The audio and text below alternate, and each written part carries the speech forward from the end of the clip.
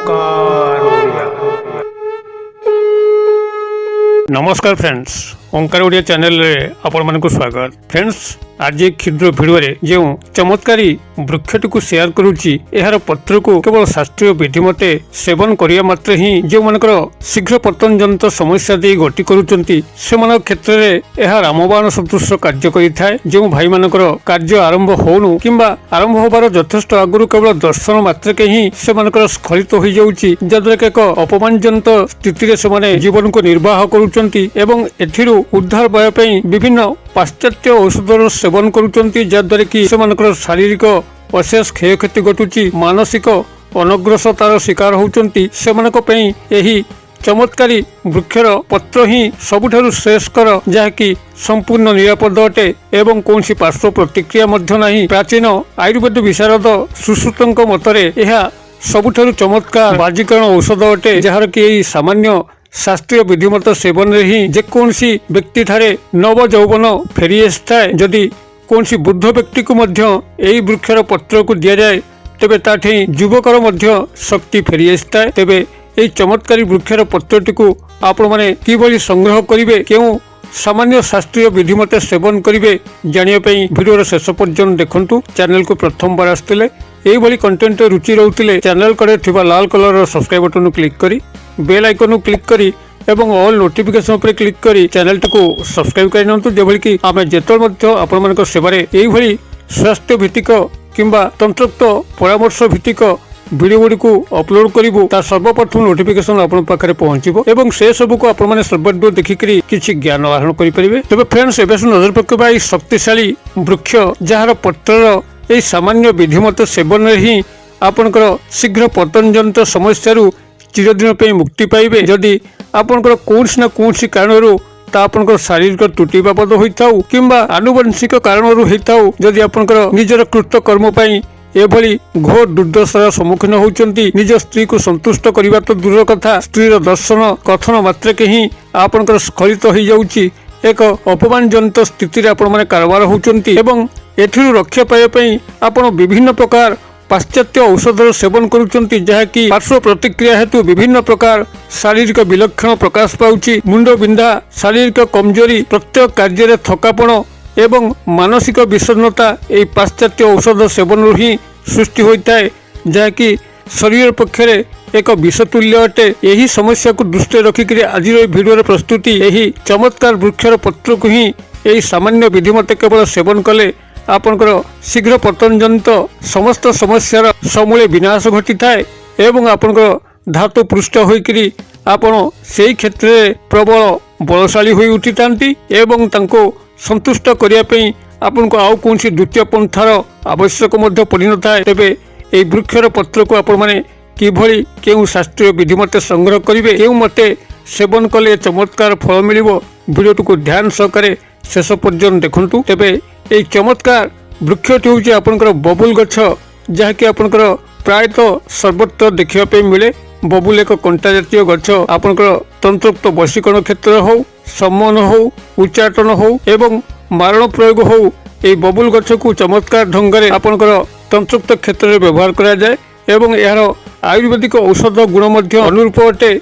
आपण माने एही बबुल गछर कमल पत्र को किसी संग्रह करिवे एवं यार कंचा कमल फल की ही संग्रह करिवे, सम परिमाण रे आनिबे, अर्थात आपण जेतिकी परिमाणर ओजनर एही बबुल गछर कमल पत्र को नेबे सेतिकी परिमाण ओजनर यार फल को संग्रह करिवे, जो फल की मंजी होई नथिबो। एही भली कमल फल एवं कमल पत्र बबुल गछर सम परिमाण रे संग्रह करि सारिकी ताकू गृह को आनिबे, ताकू परिष्कार जल रे धोइकरी छाई रे सुकै सारला परे ताकू चूर्ण करि नेबे एवं सेही चूर्ण रे आपण माने सम भागर मिश्री मिसेबे, अर्थात जदि आपनकर से समस्त चूर्ण 50 ग्राम हैला 50 ग्राम शुद्ध मिश्री क्षेत्र मिसेकरी ताकू गोटे सफा काच बोतल शीशी रखिबे एवं एठिरु प्रत्येक सकाळ एवं संध्यारे अर्ध चामच लेखा ठंडा पानी रे नियमित 7 दिन पे व्यवहार करिकरी या चमत्कार फल को लक्ष्य करिवे।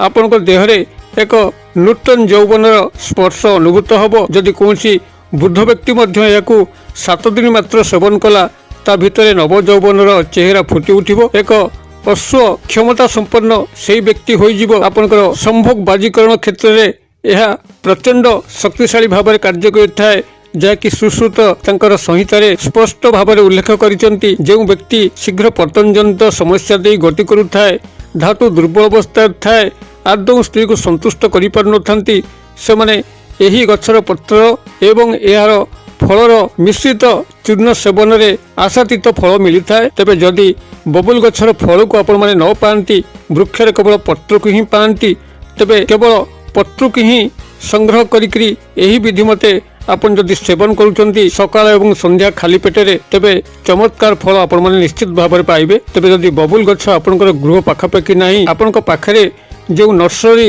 ଉଦ୍ୟାନ ବିଭାଗ ଅଛି ସେମାନଙ୍କ ସହ ଯୋଗାଯୋଗ କରିକି ମଧ୍ୟ ବବୁଲ ଗଛକୁ ସଂଗ୍ରହ କରିକି ନିଜ ବାଡ଼ିରେ ଲଗାଇ ପାରିବେ ଏବଂ ଗଛଟି ବଡ଼ ହୋଇଗଲା ପରେ ତାହାର ପତ୍ରକୁ ଏହି ବିଧି ମତେ ବ୍ୟବହାର କରିକି ଆପଣଙ୍କର ଏ ସମସ୍ତ ଶୀଘ୍ର ପତନଜନିତ ସମସ୍ୟାରୁ ସମ୍ପୂର୍ଣ୍ଣ ଭାବରେ ମୁକ୍ତି ପାଇପାରିବେ। ତେବେ ଯେଉଁମାନଙ୍କର ପାଖରେ ନର୍ସରୀ ଉଦ୍ୟାନ ବିଭାଗ ମଧ୍ୟ ନାହିଁ ଏବଂ ବବୁଲ ଗଛକୁ ପ୍ରାପ୍ତ କରିବା ପାଇଁ ଅସମର୍ଥ, ସେମାନଙ୍କ ପାଇଁ ଏକ ବିକଳ୍ପ ବ୍ୟବସ୍ଥା ଏଇଠି ମୁଁ କ୍ଷୁଦ୍ର ଭିଡ଼ିଓରେ ସେୟାର କରୁଛି।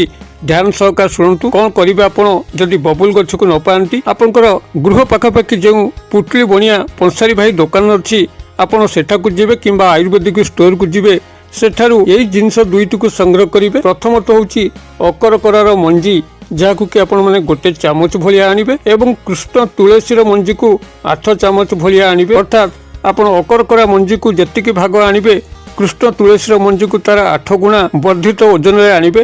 ଏ ଦୁଇଟିକୁ ଆଣିକରି ଆପଣଙ୍କର ମିଶ୍ରି 9 ଚାମଚ ହିସାବରେ ଏହାକୁ ଚୂର୍ଣ୍ଣ କରିବେ। ଅର୍ଥାତ୍ ଯଦି ଆପଣମାନେ ଅକରକରା ମଞ୍ଜିକୁ ଗୋଟେ ଚାମଚ ଆଣିଲେ, ତା ଦେହରେ କୃଷ୍ଣ ତୁଳସୀର ମଞ୍ଜିକୁ 8 ଚାମଚ ମିଶାଇବେ ଏବଂ ମିଶ୍ରିକୁ 9 ଚାମଚ ମିଶାଇବେ। ଏ ସମସ୍ତକୁ ଏକ ଚୂର୍ଣ୍ଣ ପ୍ରସ୍ତୁତ କରିକି ଗୋଟିଏ କାଚ ଶିଶିରେ ରଖିବେ। ଆପଣଙ୍କର ସେହି କାର୍ଯ୍ୟର 1 ଘଣ୍ଟା ପୂର୍ବରୁ ଏଥିରୁ ଆପଣମାନେ ଅଧ ଚାମଚ ମାତ୍ର ଖାଇକିରି କାର୍ଯ୍ୟକ୍ଷେତ୍ରକୁ ଯାଆନ୍ତୁ।